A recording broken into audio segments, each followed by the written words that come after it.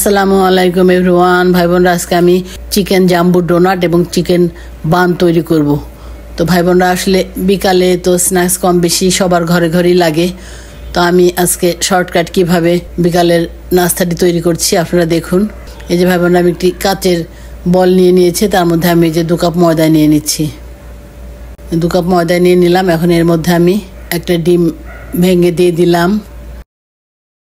তারপর রান্নার রেগুলার তেল একটু দিয়ে দিলাম, যে স্বাদ বুঝে লবণ দিয়ে দিলাম। এখানে চিনি আমি প্রায় 1.5 চামচের মতো দিয়ে দিলাম। ইস্ট 4 চামচের 1 চামচ দিয়ে দিলাম। বেকিং পাউডার আমি 1 চা চামচ দিয়ে দিলাম। এখন আমি সবগুলি ভাই বোনরা মিলিয়ে নিলাম। এখন এই যে এখানে আধা কাপেরও কম হবে আমি লিকুইড দুধ নিয়েছি, হালকা কুসুম গরম। তো সেই দুধ অল্প অল্প করে দিয়ে আমি ডোটি প্রায় মেখে কমপ্লিট করে ফেলবো।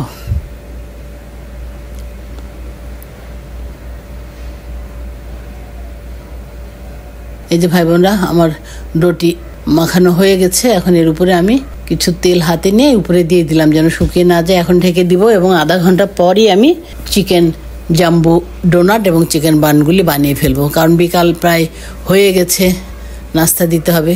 তো ভাই বোনরা, এই যে আমার ঘরে আমি মুরগির মাংস রান্না করেছিলাম, তার থেকে কয়েকটা পিস বেঁচে গিয়েছিল। সেই পিসগুলি আমি একটুখানি ঘিয়ে সুন্দর করে সাতলে নিয়েছি, হালকা করে ভেজে নিয়েছি আর কি। তারপরে ওখান থেকে মাংসগুলি যে ছাড়িয়ে নিয়েছি। এখন আমি এই যে কিছুটা পেঁয়াজ কুচি করে নিয়েছি, শুকনা মরিচ ভেজে নিয়েছি। তারপরে এখানে কিছুটা খাবার লবণ আর সামান্য একটু বিট লবণ আছে, ওগুলি দিয়ে আমি ভালো করে একদম চিকেনের পুরটা তৈরি করে ফেলবো মেখে। এই যে চিকেনের পুরটা ভাই বোনরা আমার তৈরি হয়ে গেল। এই যে এখন আমি চলে আসছি, আধা ঘন্টা হয়ে গেছে, আমার ডোটা ম্যারিনেট হয়ে গেছে। এখন ডোটা থেকে আমি বাতাস বের করে দিয়ে একটুখানি ছেনে নিয়ে এই যে এখন আমি 2টা লেচি কেটে ফেলবো। এই যে ভাই বোনরা, আমি 2টা লেচি কেটে ফেললাম। একটা লেচি দিয়ে আমি চিকেন জাম্বু ডোনাটটি তৈরি করব, আর একটা লেচি দিয়ে আমি চিকেন বান 3টা তৈরি করব। আপনারা ভাই বোনরা দেখতে থাকুন। প্রতিদিন বাহিরের নাস্তা খাওয়ার থেকে ভাই বোনরা এভাবে একটু কষ্ট করলে শর্টকাট ঘরের জিনিস দিয়েই নাস্তা বাচ্চাদেরকে বিকেলের নাস্তাটা বানিয়ে দেওয়া যায়। বাচ্চারাও খুশি হয়, খেতেও অনেক ভালো হয় আর কি। এই যে ভাই বোনরা, আমি ওই চিকেন মাখাটা আমার লেচি দিয়ে রুটিটা বেলে নিয়েছি। তারপরে এর উপরে আমি এই যে মেয়োনেজ, আগে চিকেনের মাখাটা দিয়ে দিলাম, তারপরে আবার আমার নিজের হাতে করা মেয়োনেজটা আমি দিয়ে দিলাম। এখন এর উপরে আমি এই যে কিছু মোজারেলা চিজ দিয়ে দিচ্ছি। আপনারা এভাবে করে খেয়ে দেখবেন ভাই বোনরা, অনেক মজা লাগে। এভাবে নিজের হাতে করে খেলে শান্তিও হয়, তারপরে খেয়ে পেটও ভরে, আবার খেতেও অনেক ভালো লাগে। এই যে ভাই বোনরা, আমি রুটিটি পেঁচিয়ে নিয়ে তারপরে এই যে আমার চিকেন জাম্বু ডোনাটটি লম্বা করে ফেলছি। তারপরে এই যে আমি গোল করে জোড়া লাগিয়ে দিয়েছি। এই যে এখন আমি এই যে প্লেটে তুলে নিলাম। আমি প্যান বসিয়ে দিয়েছি, ওর মধ্যে রান্নার রেগুলার তেল দিয়ে দিয়েছি। তেল হালকা গরম হয়ে গেছে।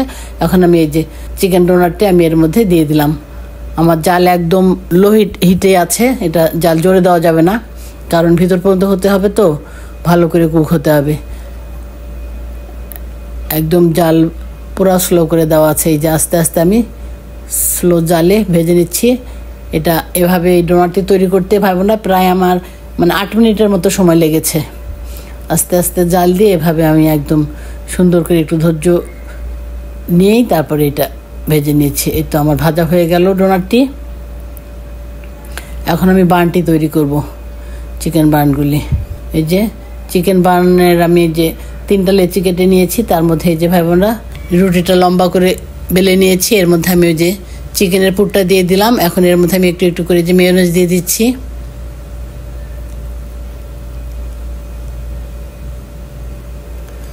এই যে একটু মোজারেলা চিজও দিয়ে দিলাম।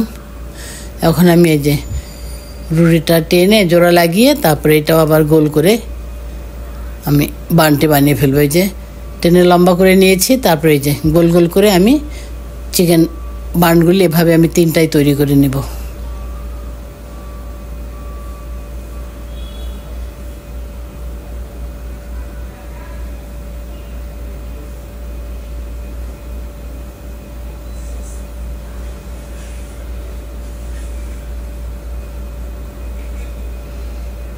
এই যে ভাই বোনরা, আমার 3টা চিকেন বার্নি তৈরি হয়ে গেল। আস্তে আস্তে হতে থাক।